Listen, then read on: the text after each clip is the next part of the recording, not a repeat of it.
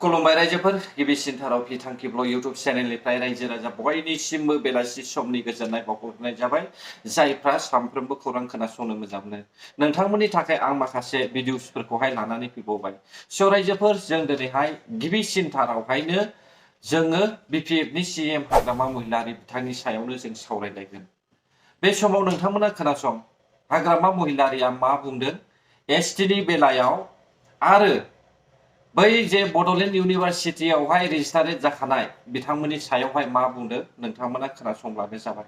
Group of মিনিষ্টাৰে 6 জনগোষ্ঠীৰ কথা লৈ পেলাই যিখিনি ৰিপৰ্ট দাখিল কৰিছে ইয়াৰ ওপৰত যেহেতু আমাৰো এটা চৰকাৰ আছে বিটিচি অসমৰ ভিতৰতে কাউন্সিল এটা আছে ইয়াৰো মতামত আমাৰো কৰ্তব্য আছে দিব লাগে সেই হিচাপত আমি যোৱাকালি আমি এটাই ডিচিশ্যন লৈছে যে আজিৰ দিনত যেটো এসটি ট্ৰাইবেল এটো এফেক্ট নকৰাকৈ 6 জনগোষ্ঠীৰ ক্ষেত্ৰত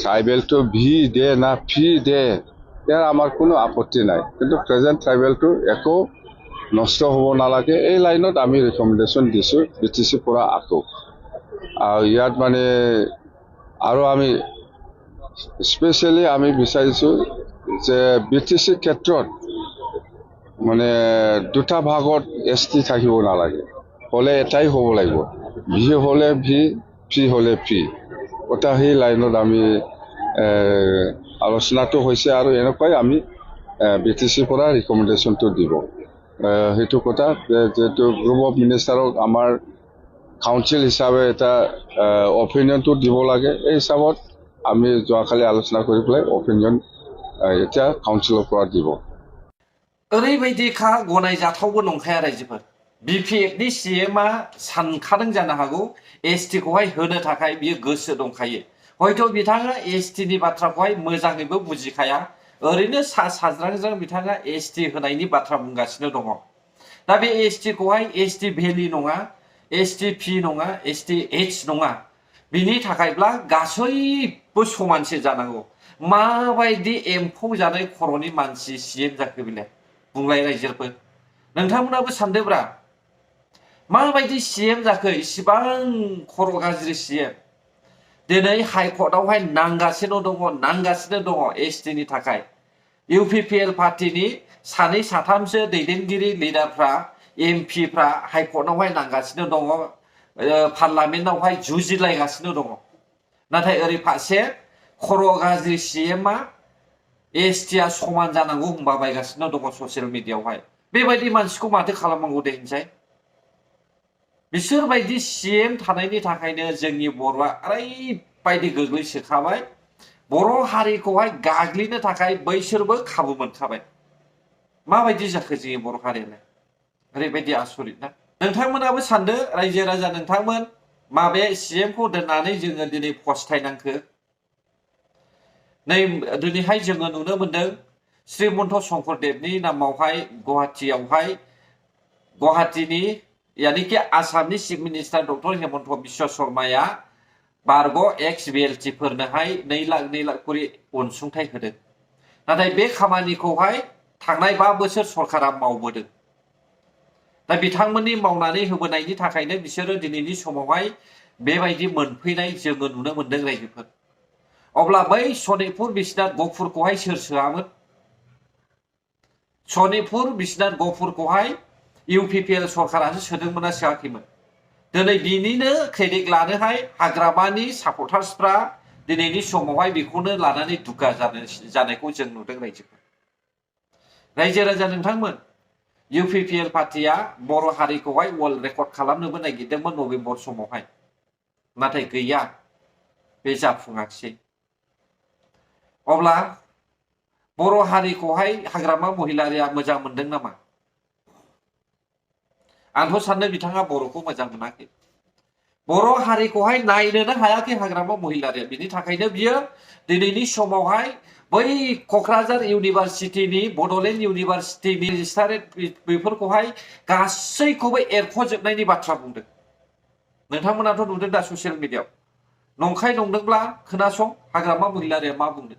क'क्राझार इउनिभार्सिटि रेजिस्ट्रार আৰু বডলেণ্ড ইউনিভাৰ্চিটি ৰেজিষ্ট্ৰাৰ আৰু ডেপুটি ৰেজিষ্ট্ৰাৰ এই তিনিজনক অতি সোনকালে আমি ৰিলিজ দিয়া হ'ব কাউন্সিলৰ পৰা। এইটো আমাৰ ডিচিশ্যন হৈ গ'ল।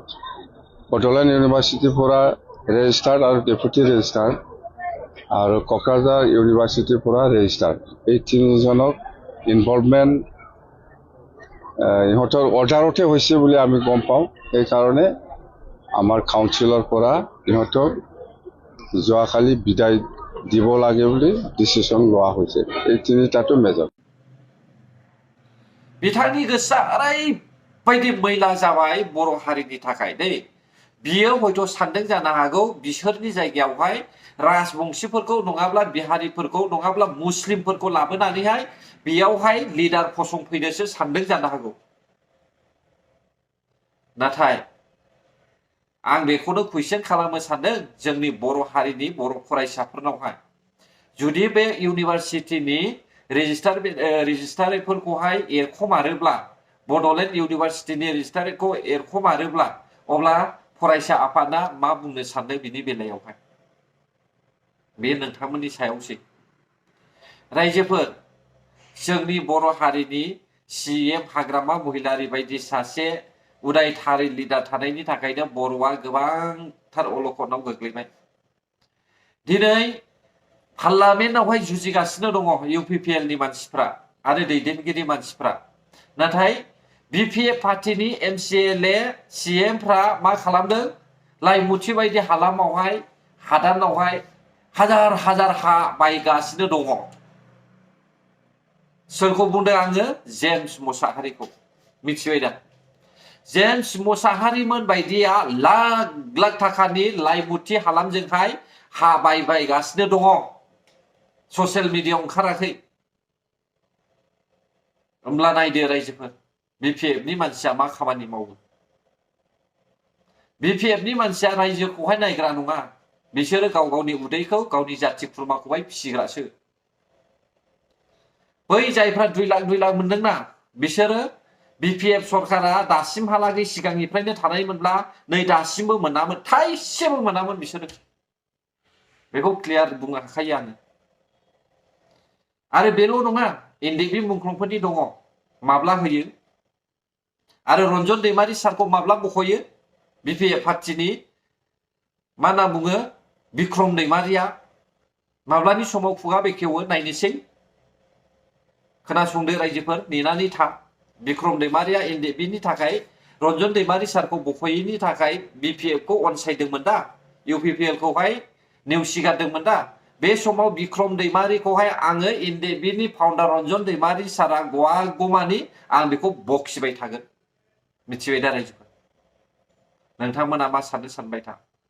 नाथाय आं सानो बे समावहाय उदां थानाय NDB फ्राबो हाग्रामा महिलारिजोंनो ज' जानानैहाय बिसोरो उन्दुनानै जागासिनो दङ। गैला, जेबो खामानि गैला बे समाव। मोनथिबाय दा? नोंथांमोना हयथ' आन्दाज मोनखाबाय सोर सोरखौहाय आं थांखिनानै बुंदोंना। अब्ला गोजोन्थों रायजोफोर। भिडिअआ बेसेखिनियानोमोन। जायफ्रा आंनि भिडिअखौ जोबजासे नायबाय रोजा रोजा साबायखर बावनानै बेयावनो फोजोबनाय जाबाय। बर' हारि जै जाथों, जै बर' हारिनि।